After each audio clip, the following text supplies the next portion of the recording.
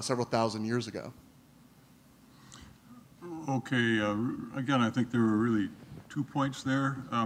One was that from a certain point of view, my response to Evan would be inadequate.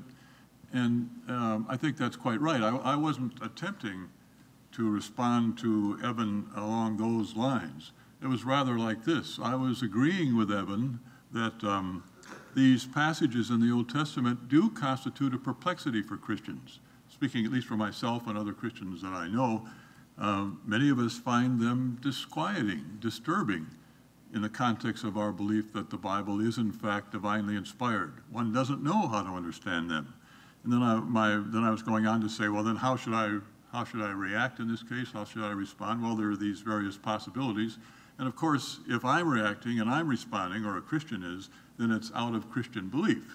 So if I'm going to understand, if I'm going to try to figure out how to respond here, I'm going to take it for granted as part of my background knowledge that God really is good, and that he wouldn't in fact command something that's utterly morally wrong, and the like of that.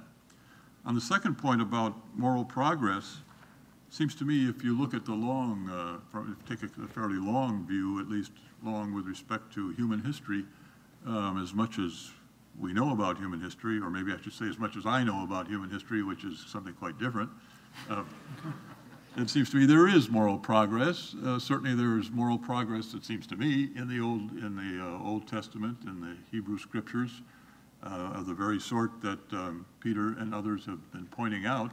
And again, seems to me there's progress, moral progress between the Jewish Bible and the Christian Bible. It seems to me there really is moral progress there.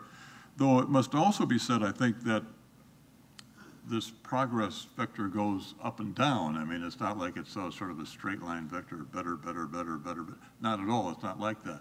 But over the long sweep of things, it seems to me there's been moral progress.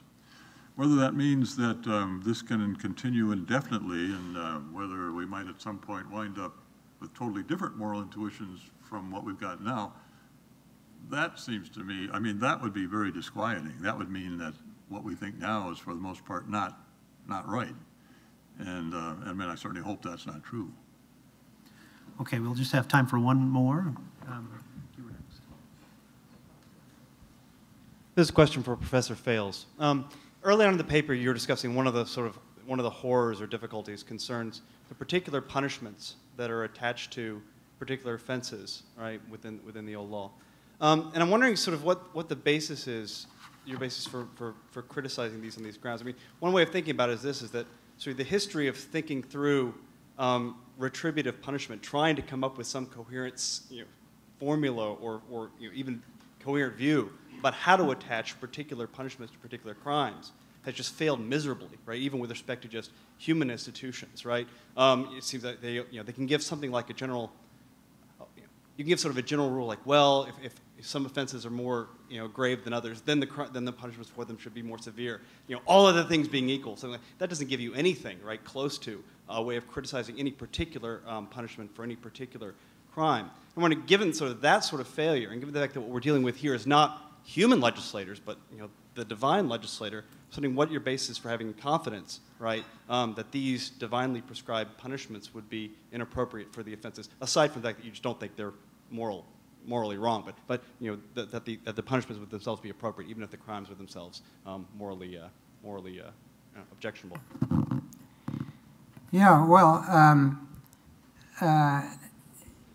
I am alive to the serious possibility that some of the things that I mentioned, like filial impiety and perhaps homosexuality, might, within the particular cultural context, have been more severe threats to the social order, if you take that to be a morally relevant feature of an action here,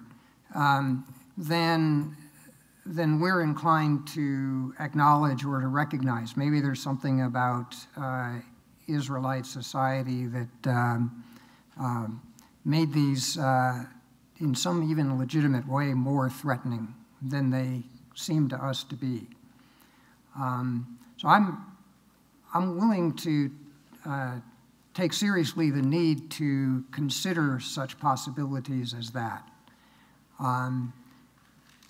It nevertheless remains the case. The short answer to your question is that stoning people to death for any of these things is morally unjustified, and I'm fairly sure of that. And the reason I'm sure of that is because I have rather strong moral intuitions about the matter, and I find it almost impossible to construct any sort of a picture of a reasonable society, or for that matter, any society in which those things would be properly punished in that way. Okay, that will conclude this session. Let's thank our speakers.